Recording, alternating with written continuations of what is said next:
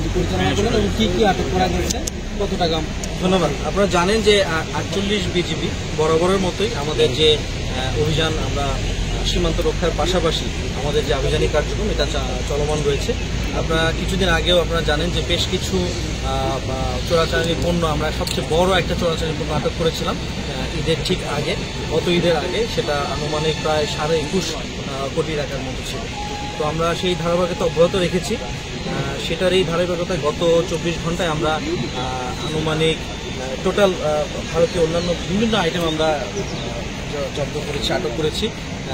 অনেকগুলো দল কাজ করেছে, বিশেষ করে আমাদের সংগ্রাম, বিওপির দায়িত্বপূর্ণ এলাকা, তারপর তামাবিল, শ্রীপুর, প্রতাপপুর সীমান্তবর্তী এলাকা থেকে আমরা এই সমস্ত চোরাচালানি পণ্য আটক করেছি, যার আনুমানিক আটক মূল্য বা সিজার মূল্য হবে প্রায় 6 কোটির মতো, সবগুলো মিলিয়ে।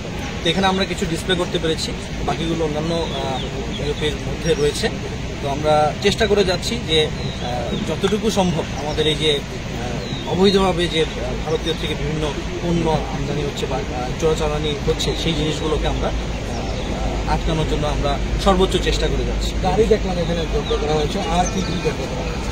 এখানে গাড়িগুলো বেসিক্যালি এই গাড়িগুলোতে করেই এই পণ্যগুলো নিয়ে যাওয়া হচ্ছিল।